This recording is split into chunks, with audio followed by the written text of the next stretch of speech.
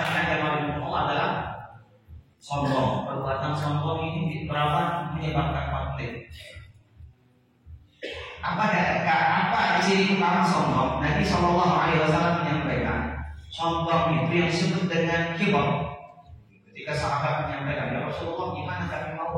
Ketika Nabi katakan la yadkhulul jannah, maka Nabi qalbihi mithqala dzarratin minal kibar, tak akan masuk surga orang yang dalam hatinya ada sebiji darah saja, sebesar biji sapi saja daripada kesombongan. Sahabat itu meminta, ya Rasulullah, gimana kita tidak dibilang sombong? Biar banyak di antara kita yang pakai pakaian bagus, mewah.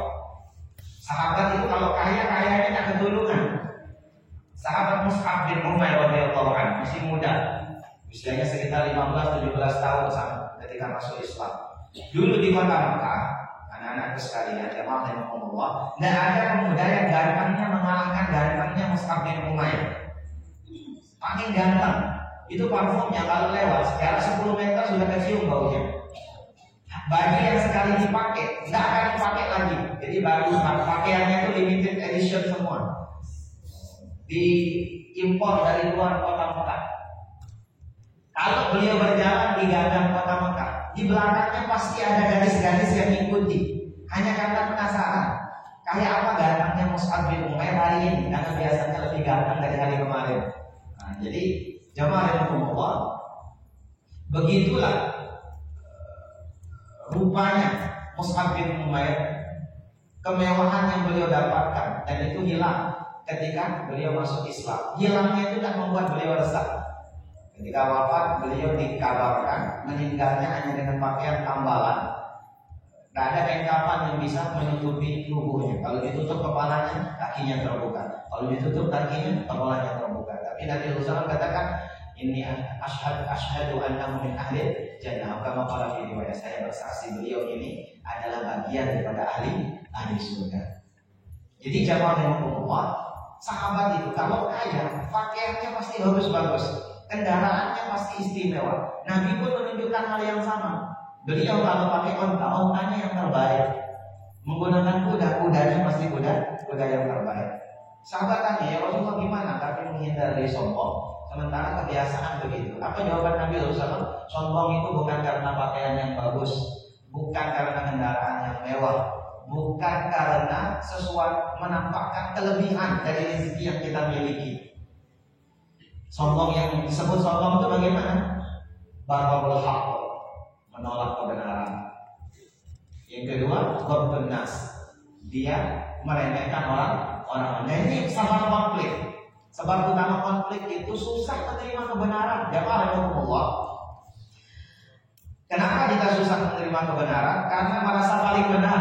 Nah ini jamaah, susah dengan kebenaran itu masuk sebab kita sudah merasa ada pada puncak kebenaran. Abu Lahab itu bukan tidak tahu kalau Nabi membawa kebenaran. Abu Thalib pun demikian. Begitu sayangnya kepada keponakannya, begitu yakinnya akan kebaikan akhlak Nabi SAW, sampai beliau mati-matian membela meski tidak masuk Islam. Jadi orang menolak kebenaran kalau dalam versi Abu Lahab karena merasa paling benar. Jadi mungkin sudah sering dengar ketika Nabi SAW mengumpulkan orang-orang Quraisy Mekah. Kemudian beliau mengatakan, di belakang saya, di mana pendapat kalian? Kalau saya mengatakan di belakang saya ada sekumpulan pasukan yang siap menyerang kita, apakah kalian percaya? Orang semua menjawab, amantu bika, kami percaya kepada wahai Muhammad sallallahu alaihi wasallam. Tapi ketika beliau menjelaskan, saya sampaikan kepada kalian, la ilaha illallah, tiada Tuhan selain Allah, la ma'budu bihaqqin illallah, tidak ada Tuhan yang berhak disembah kecuali Allah saja. Apa jawaban Abu Lahab? Celaka kamu wahai Muhammad, sehingga turun firman Allah, tabbat yada abi lahabin wa tabb. Jadi kenapa Abu Lahab sulit sekali menerima kebenaran? Padahal kebenaran itu datang dari orang yang betul-betul dia tahu kualitas keilmuannya, kualitas kejujurannya, kualitas kepercayaannya di tengah masyarakat. Jadi orangnya betul-betul kredibilitas. Tapi ketika dia sampaikan satu hal yang bertentangan dengan hatinya dan dia merasa betul-betul apa yang dia ketahui itu adalah kebenaran hakiki, ditolak mentah-mentah. Jadi jamaah Allah, ini sebab kita sering konflik yang pertama, sulit menerima kebenaran karena merasa yang paling benar. Sulit menerima kritik. Yang kedua jamaah Allah, merasa rugi kalau kebenaran itu kita terima dari akomodir. Abu Lahab begitu juga dengan penentang Nabi yang lain di kota Mekah. Ketika Nabi akan hijrah ke kota Madinah, itu malah sibuk menghalangi, sibuk bahkan berencana membunuh Rasulullah SAW. Sampai kemudian mengutus kumpulan pemuda yang mengawasi rumah Nabi. Lalu dalam riwayat disebutkan Ali bin Abi Thalib menggantikan posisi Nabi dan beliau hijrah dengan Abu Bakar. Pertanyaan sederhananya, mereka kan awalnya benci kepada Nabi. Sekarang Nabi mau pindah, Nabi mau pergi, kok sibuk menghalang-halangi? Kenapa? Karena kalau kebenaran itu menyebar sampai keluar, ada kerugian ekonomi yang ditanggung oleh mereka. Loh, kalau Nabi bawa Islam sampai Madinah, lalu orang Madinah dukung Nabi, orang Mekah itu takut jangan-jangan di Islam di kota Madinah bisa membawa masa yang lebih besar, bisa merugikan posisi orang-orang Mekah. Nah, begitulah kita di masyarakat sekarang ya Allah, dalam mengurus persyarikatan, dalam dakwah pesantren, melalui pesantren. Kadang-kadang kita merasa takut dengan orang yang menyuarakan kebenaran, khawatir jangan-jangan kebenaran yang dia suarakan bisa merugikan kita secara sosial, merugikan kita secara politik, dan yang paling penting merugikan secara ekonomi. Keuntungan bisa hilang. Inilah yang dirasakan oleh Abu Lahab, sehingga mati-matian mencegah Nabi hijrah dari kota Madinah. Musuhnya mau pergi, malah dicegah, mau dibunuh. Kemudian jemaah Allah, sebab yang lain, sebab yang ketiga kita bisa timbul konflik di antara kita adalah terlalu sering dan pandai melihat kekurangan orang lain sampai lupa kekurangan diri sendiri. Hasad, penyakit hasad. Nabi Rasulullah katakan, "Iya umul hasad." Hati-hati kalian dengan hasad. Fa innal hasada ya'kulul khairat. Karena sesungguhnya hasad itu akan memakan semua kebaikan kita. Kama ya'kulun nar al-haqaba. Sebagaimana api itu melahap kayu bakar. Al-Imam As-San'ani dalam Subul Salam menerangkan orang bisa hasad itu di antaranya karena tidak ridho dengan nikmat dunia yang diperoleh oleh saudaranya. Dan hasad itu hanya terjadi pada nikmat, tidak terjadi pada musibah. Kan tidak ada orang yang kalau sedang kecelakaan dilihat oleh saudara muslimnya, ya Allah kok hanya dia kecelakaan, saya juga pengen. Ada yang bilang begitu? Tidak ada. Tapi ketika ada orang dapat nikmat, kita ingin mengambil nikmat itu diiringi dengan rasa supaya nikmat itu hilang dari saudara muslim kita. Ini namanya hasad. Contoh, ada orang dapat jabatan baru, kita merasa kok harusnya saya. Lalu kita upayakan jabatan itu hilang dari dia dengan fitnah, dengan riba, dengan namimah, dengan macam-macam upaya supaya jabatan itu pindah ke kita. Ini namanya hasad. Dan masalah hasad ini tersembunyi adanya di hati. Selama dia di hati tidak dikeluarkan dalam ucapan dan perbuatan, belum berdosa. Tapi begitu hasad ini keluar dalam ucapan, diwujudkan dengan tindakan, dosa. Jadi jemaah Allah, misal hasad itu kalau dilakukan dalam bentuk sebagai upaya memotivasi diri mendapat kebaikan yang sama, tidak terlarang. Disebut dengan giptok. Jadi mau seperti dia tanpa berharap nikmat itu hilang dari dia. Contoh, ada teman kita jadi pengusaha, sukses, banyak bisnisnya, kaya raya. Lalu kita termotivasi, saya harus seperti dia. Sehingga cara dia berusaha, cara dia berbisnis, cara dia sukses kita tiru, kita ikuti. Kita jadi orang dekat dia supaya bisa seperti dia. Bagus. Di dalam konteks belajar di pesantren, ada teman yang hafalannya lebih tinggi.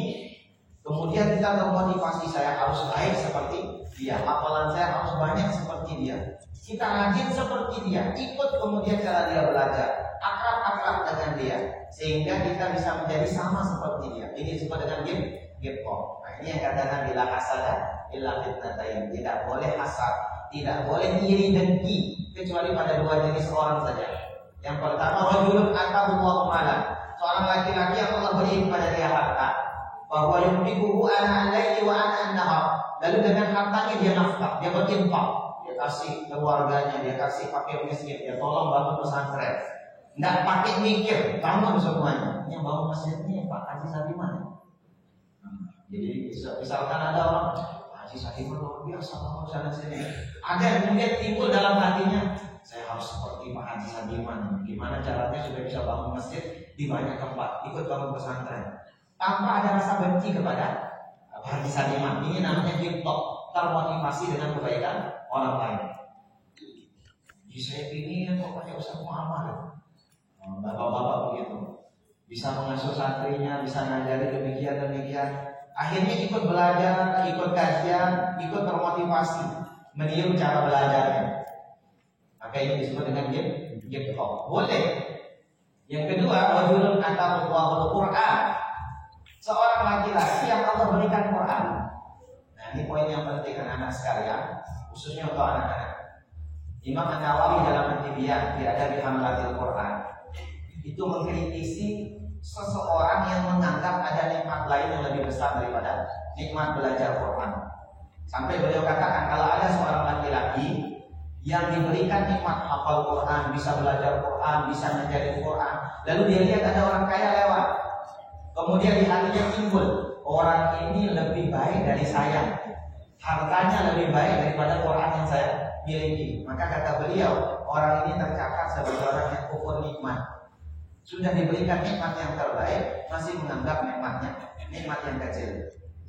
Jadi jamaah Allah, ketika kita ini kepada para orang tua yang hadir juga, yang boleh kita iri itu hanya dua jenis manusia. Orang yang kaya lalu dia berinfak dengan hartanya, sehingga orang yang kaya dengan yang bakhil tidak perlu kita iri pada mereka. Orang yang kaya tidak peduli dengan akhiratnya, kita tidak perlu iri. Yang kedua, seorang laki-laki atau orang tua yang punya anak hafal Quran, punya anak alim, punya anak dekat dengan agama, punya anak termotivasi untuk belajar banyak tentang agamanya. Maka ini orang yang disebut oleh Nabi rajulun atahu Allahul Quran, kemudian bahwa yaqra'uhu, lalu dia kemudian membaca Quran itu. Dalam riwayat yang lain bahwa yaqumu bihi, dia sholat, dia berdiri tegak dengan Qurannya, ana al-laili wa ana atawafan nahar. Jadi sepanjang malam dan sepanjang siang. Nah, ini sebab yang ketiga, orang bisa konflik karena merasa hasad dengan saudaranya sendiri. Sebab yang ketiga, jamaah Allah, sebab yang keempat orang bisa hasad adalah sering menyebut aib saudaranya, atau ini gojlokan yang biasanya dipakai sambil menghina orang lain, sering merendahkan orang lain. Dalam Al-Quran disebutkan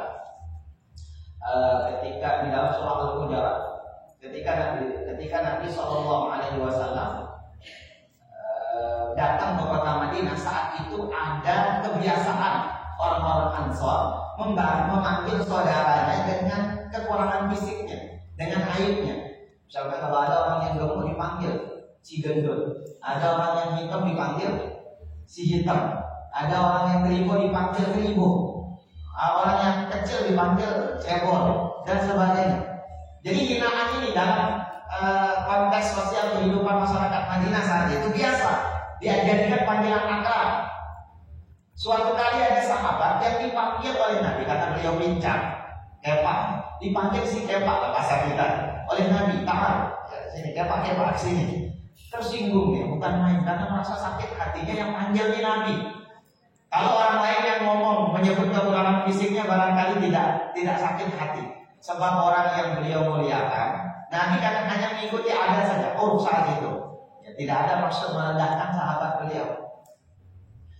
Sakit hatinya sampai beliau kemudian menaruh rasa sakit hati ini mengadukan kepada Allah, sehingga turun firman Allah, ya ayyuhalladzina amanu la yaskhar qaumun min qaumin asa yakunu khairan minhum wa la nisa'un min nisa'in asa yakunna khairan minhun Wala talmizu anfusakum wala tanabazu bil alqab bi'sal ismul fusuq ba'dal iman. Jadi jamaah rahimakumullah, poinnya ada pada kalimat wala tanabazu bil alqab bi'sal ismul fusuq ba'dal iman. Jangan kalian mudah memberikan gelar yang buruk kepada saudara muslim.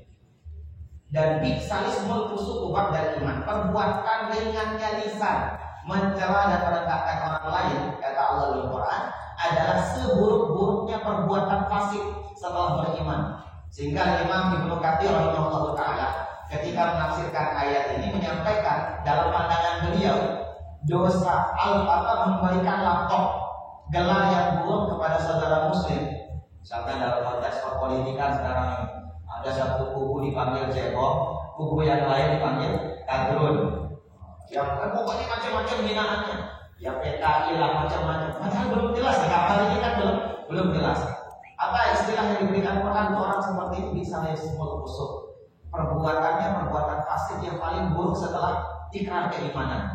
Sehingga Imam Ibnu Katsir mengatakan dosa memberi lapor kepada seorang muslim, di mana muslim itu gak suka dengan gelar yang dia berikan, itu termasuk dosa besar. Karena disebutkan bi'sal ismul fusuq, dan makna umum fusuq itu al-kharij anil ta'ah, orang yang keluar dari ketaatan kepada Allah. Jadi macam mungkin para batu dengan tuduhan-tuduhan yang tidak tepat, dengan istilah-istilah yang tidak menyenangkan. Kalau kemudian hal ini tidak disukai oleh muslim yang dia gelari demikian, maka orang yang melakukan perbuatan tersebut memberikan lapor termasuk pelaku dosa besar. Dalam pandangan Imam Ibnu Katsir rahimahullah taala. Lalu bagaimana solusinya? Jadi jamaah rahimakumullah, Islam demikian luas sehingga paham betul Allah yang menciptakan kita Maha tahu bahwa manusia ini makhluk yang rawan konflik, sering melakukan 4 hal ini, merasa paling benar, ada hasad di dalam hatinya, sering menyebut-nyebut saudaranya dengan perbuatannya buruk, sering menolak kebenaran dan meremehkan orang lain. Itu biasa ada dalam hati setiap manusia. Ketika itu terjadi, apa yang ditawarkan oleh Islam? Yang ditawarkan adalah islah, jalan mendamaikan. Wa in qa'ifatani minal mu'minina qatatalu fa aslihu bainahuma. Kalau ada dua kelompok mukmin yang hendak berperang, hendak saling membunuh, fa aslihu bainahuma, maka islah, perbaikilah hubungan keduanya. Jadi jemaah yang Allah, ada beberapa riwayat yang menunjukkan para sahabat itu saling tengkar. Tengkarnya biasanya soal siapa yang paling baik. Contoh riwayat ketika di Mekah, sedang naik haji, sedang ibadah haji, sedang di Mekah. Kelompok orang-orang Ansor itu menyangka dirinya yang hajinya paling bagus, sehingga dia katakan pada orang-orang Muhajirin, haji kami ini yang paling bagus, karena kami datang dari tempat yang jauh, dari kota Madinah, datang ke sini dengan segala macam bekal. Lalu ketika nyampe Masjidil Haram, kerjaan kami ya iktikaf, baca Quran, pokoknya semua jenis kebaikan. Kami lah yang ibadah hajinya makbul, mabrur, diterima oleh Allah. Sementara kalian orang-orang Muhajirin kan kayak pulang kampung saja. Dari kota Madinah ke Mekah sama seperti pulang kampung. Susahnya tidak seperti susahnya kami, sehingga pahala kami lebih besar. Orang Muhajirin tidak terima dibilang seperti itu. Haji kami ini yang paling bagus. Kami meninggalkan tanah kota Mekah untuk agama kami. Hijrah ke Madinah ya karena Nabi. Kalau bukan karena Nabi tidak mungkin hijrah. Karena begitu besar pengorbanan kami, meninggalkan harta, meninggalkan keturunan, meninggalkan usaha di kota Mekah. Haji kami yang harusnya dapat bernilai di sisi Allah. Sampai hal ini kepada Nabi Sallallahu Alaihi Wasallam. Sehingga turun firman Allah, "Faman farada fihi al-hajja fala rafata wala fusuqa wala jidala fil hajj." Siapa yang telah dapat bagian menunaikan ibadah haji karena kewajiban haji, maka jangan rofa, jangan berbuat fahisha, jangan berbuat pornografi, porno aksi. Yang kedua, wala busuk, jangan berbuat fasik. Yang ketiga, wala jidala, jangan berbuat jidal, jangan debat yang tidak ada ujungnya. Jadi jamaah yang Allah, ini konflik yang terjadi di antara para sahabat. Dalam riwayat yang lain disebutkan, Sahabat itu debat ya karena rebutan soal siapa yang paling baik, siapa yang sholatnya diterima. Ini terjadi di kota Mekah, kota Madinah. Sahabat yang satu merasa dia orang yang paling baik. Orang ikut-ikutan, orang Yahudi juga bicara merasa dirinya yang paling baik. Orang munafik pun demikian. Turun firman Allah, laisal birra an tuwallu wujuhakum qibala masyriqi wal maghrib. Nah, bukan kebaikan itu bukan sibuk sholat hadap timur dan barat. Walakin al-birra man amana billah wal yawmil akhir wa qama sholata wa ata zakat wa ata mal ala hubbihi dzil qurba wal yatama wal masakin wa ibnas sabil wasailin wa fil riqab. Jadi disebut kebaikan itu imannya sempurna, amal sosialnya bagus. Inilah orang yang baik. Anak-anak sekalian, jemaah rahimahumullah, sehingga sekali lagi konflik dalam mengelola dakwah adalah keniscayaan yang sulit untuk kita hindari. Bahkan para Nabi Sallallahu Alaihi Wasallam dengan segala kesempurnaan beliau pun ketika mengasuh para sahabat, konfliknya banyak sekali, macam-macam model sahabat. Tengkarnya sering, soal akhirat pun tengkar, gara-gara rebutan siapa yang paling baik. Tapi Nabi kemudian mengeluarkan jalan Islam. Istri-istri Nabi juga tengkar. Soal dalam rumah tangga pun Nabi Islam. Suatu kali disebutkan dalam tarikh Ibnu Hisham, Nabi itu nikah 14 kali, kata Sayyid Ali As-Sabuni. Berapa kali? 14 kali. Yang 3-nya cerai mati.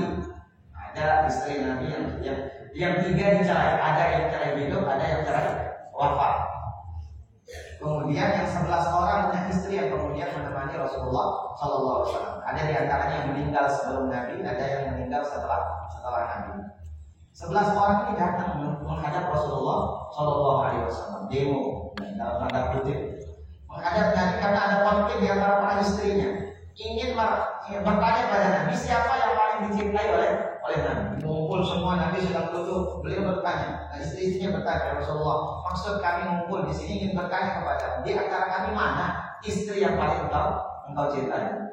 Maka Nabi SAW suruh, sudah saya tidak jawab sekarang, pulang dulu ke rumah masing-masing. Lalu Nabi pergi belanja ke toko perhiasan, beli 11 perhiasan, diberikan kepada istrinya satu-satu, keliling dari rumah ke rumah. Di hari yang dijadikan akan mengumpul lagi istri Nabi dengan Nabi. Kemudian semuanya mesem-mesem nih 11 orang sudah dikasih hadiah, senyum-senyum. Kemudian gimana? Apa yang ingin kalian tanyakan? Kembali ke pertanyaan yang kemarin Rasulullah. Siapa di antara kami yang paling kau cintai? Ini istri Nabi nih. Istri Nabi saja konflik. Kemudian apa jawaban Nabi? Pakai jawaban diplomatis. Yang paling saya cintai adalah mereka yang saya berikan perhiasan. Semua merasa menang. Alhamdulillah semalam dapat perhiasan dari Nabi. Padahal mereka tak tahu biasanya yang dapat perhiasan siapa? Semuanya. Tapi Nabi tidak bilang yang semua saya cintai. Nabi tidak katakan begitu. Yang dapat perhiasan dia yang paling saya cintai. Ini baru bapak-bapak biasanya ingatnya poin terakhir ini nanti. Ini bukan resep. Jadi ini cerita. Itu cara Nabi SAW menangani konflik. Jadi makna Islah itu luas, sehingga Islah yang diinginkan oleh Nabi bukan kemudian menyalahkan salah satu pihak, tapi mencari peluang kebenaran dalam setiap klaim kebenaran yang ada tanpa memperbesar ruang kesalahan yang lain. Jadi Nabi cenderung tutup mata pada kesalahan-kesalahan para sahabat dalam tanda kutip, kemudian melihat semua kelebihannya untuk diislah. Contoh lain misalkan ketika kasus Nabi SAW habis perang Khandaq, disuruh oleh Jibril alaihissalam berdasarkan perintah dari Allah segera berangkat ke Bani Quraidah untuk melanjutkan peperangan. Sehingga beliau katakan jangan salat asar sampai kita nyampe di Bani Quraidah. Sahabat kemudian beragam cara. Ada yang betul-betul tekstual, pokoknya tidak boleh salat asar kecuali di kampung Bani Quraidah. Sampai sana baru kemudian salat asar. Ada yang ikan nanggung, bentar lagi asar, tidak berangkat sebelum sholat asar. Ada yang sholat asar di tengah jalan. Ketika hal ini diadukan kepada Nabi SAW, apakah Nabi salahkan semuanya? Nabi tidak salahkan. Semuanya diakomodir oleh Rasulullah SAW. Begitu juga ketika dalam peperangan, perjalanan perang, ada yang puasa, ada yang tidak puasa. Nabi tidak salahkan siapa yang kuat, yang puasa. yang tidak kuat ya tinggalkan puasa. Dua-duanya boleh. Oleh karenanya jamaah Allah, langkah Islam yang kemudian diajarkan oleh Nabi, kalau kita rincikan, kita ambil resepnya, yang pertama adalah fa'fu anhum wasfah, maafkan orang lain dan lepaskan kesalahan, lapang dadanya. Kadang-kadang terutama ibu-ibu biasanya 6 tahun, 10 tahun ada suaminya melakukan kebaikan, begitu satu kali salah hilang kebaikan yang 10 tahun. Satu salahnya bisa diulang sampai meninggal diingat-ingat. Padahal perintah Quran fa'fu anhum wasfah, maafkan dan lupakan. Jadi melupakan kesalahan itu berat, sehingga di antara syarat orang maafnya itu betul-betul sungguh-sungguh, kesalahan orang lain dia lupa sudah, dia tidak disebut-sebut lagi. Sama dengan hutang piutang. Hutang piutang ini kan masalah. Jadi kalau ada saudara muslim kita meninggal dunia, lalu di saat itu kita bilang, udah saya ikhlas uang saya 500.000, dikuburkan, saudara muslim ini dikuburkan. Belum 3 hari diungkit lagi sama yang punya uang. Dia keterusan dengan ingat pada hari orang yang sudah meninggal itu, kita ingat dulu saya punya uang sama dia 500.000. Ditagi-tagi susah sekali, tapi ya sudahlah, saya ikhlas. Begitu ketemu sama orang lain cerita lagi dia, ini dulu ada uangnya sama saya 50 itu, tapi sudahlah kita ikhlas. Kata ikhlas diulang berkali-kali, diungkit juga tidak putus-putus. Maka belum ikhlas, belum dimaafkan, belum wasfah, belum lapang dadanya, sehingga maafnya ini belum diterima. Sampai maka Imam As-San'ani berpendapat, meski orang itu mengucapkan ikhlas karena harta itu masih disebut, urusan hutangnya belum selesai. Ketika beliau menafsirkan kullu nafsin rahinatun biduyuniha, setiap jiwa itu tergadaikan dengan hutang piutang. Asal yang punya uang masih sebut-sebut ini, maka belum dilupakan kesalahannya, masih nanti dia terlarang di akhirat. Jadi jamaah Allah, resep pertama Islam itu kita maafkan dan lupakan. Yang pertama maafkan, yang kedua lupakan kesalahan. Yang ketiga, cari potensi kebaikan di setiap adanya kesalahan. Bapak Ibu jamaah Allah, kebenaran yang kita klaim itu tidak murni semuanya 100% benar. Pasti ada sisi kesalahannya. Begitu juga kesalahan orang lain yang kita pandang, pasti ada sisi benarnya. Tidak mungkin 100% salah. Nah, langkah ini yang kemudian kita cari. Nabi SAW dalam praktek Islam sahabat, beliau mengajarkan untuk mendamaikan sahabat itu dengan mencari potensi kebenaran masing-masing, lalu diterima, dikawinkan, supaya betul-betul bisa saling menerima satu dengan yang lainnya. Maka yang terakhir jamaah Allah, kita kembali kepada pakem yang kemudian sudah diberikan oleh Allah di awal, di dalamnya yang bacakan di awal tadi, innamal mu'minuna ikhwah faslihu baina akhawaykum. Ingat bahwa sebesar apapun kesalahan yang kita anggap, ada pertalian saudara di mana yang kita miliki dengan orang tersebut. Jadi ketika saatnya musyawarah, ya musyawarah. Saatnya islah, ya kita islah, tanpa harus mengabaikan kritik dalam rangka amal ma'ruf nahi munkar. Yang pikir ini materi yang diberikan kepada yang dengan segala kurang dan lebihnya, alhamdulillah, mudah-mudahan Allah Subhanahu wa taala memberikan taufik hidayah kepada kita semua, sehingga dalam perjalanan mengelola persyarikatan dan amal usaha yang mendukung dakwah persyarikatan, kita semua diberikan lapang dada, lapang hati menerima kebenaran, lapang hati ketika saling nasihat menasehati, dan lapang hati untuk menyelesaikan masalah tanpa harus menyimpan dendam di antara kita. Demikian yang Allah, kami kembalikan kepada Ustaz Muhammad untuk kalau ada sesi tanya jawab. Allah a'lam bishawab. Terima kasih. Bapak Ibu, alhamdulillah banyak juga yang hadir di sesi pertama. Alhamdulillah kita sudah mendengarkan materi, yaitu kalau kita simpulkan Bapak Ibu, ada beberapa yang membuat orang itu asbabul ikhtilaf, dari berselisih menjadi tidak bersepakat. Yang pertama al-kibru, tadi itu sombong, dan sombong itu yaitu menolak kebenaran dan merendahkan orang lain. Yang kedua, merasa kepentingannya terhambat, merasa kepentingannya terancam, baik itu kepentingan sosial, kepentingan ekonomi dan lain-lain. Kemudian yang ketiga yaitu tatabu binas, yaitu selalu mencari-cari kesalahan orang lain. Nah, ini atau membangun satu persepsi di atas suudon. Kemudian yang keempat yaitu melakoni orang lain, menyebutkan orang lain dengan sebutan yang tidak dia sukai. Itu di antara sebabnya. Di antara kemudian apa solusi? Yaitu islah, berdamai.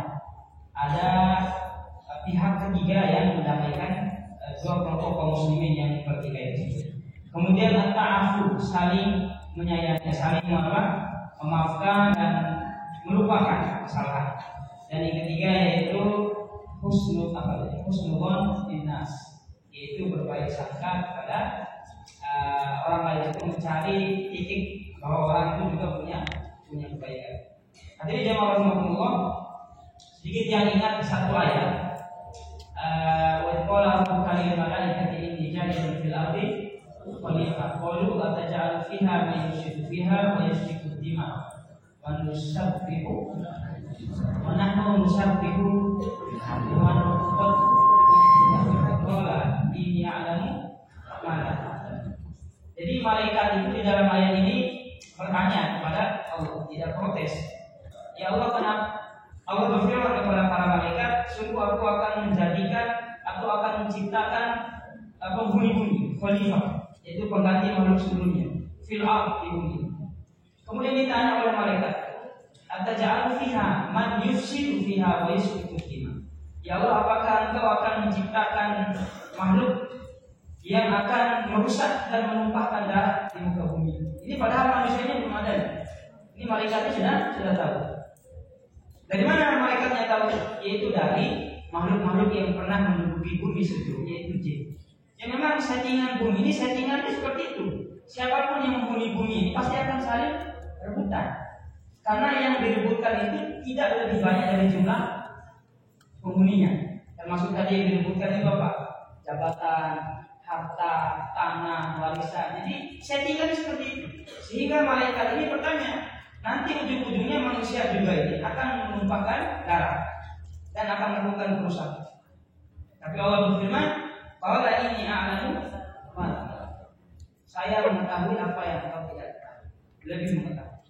Yang malaikat tahu itu bahwa memang dunia ini akan ada orang yang menumpahkan darah, akan ada orang yang bertikai, akan ada orang yang merusak.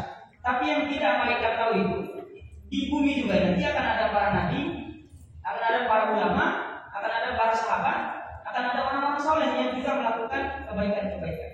Ketiga, nanti kita mau menjadi bagian yang mana? Mau menjadi bagian dari orang yang menumpahkan darah, orang yang melakukan pertikaian, atau menjadi bagian lain, yaitu menjadi penerus risalah para nabi dan nabi. Itu Bapak Ibu, tambah sedikit. Biasanya kita ada diskusi, tanya jawab. Bapak, Ibu-ibu, santri juga boleh bertanya, tapi kita dahulukan dulu jemaah. Silakan Bapak, Ibu-ibu.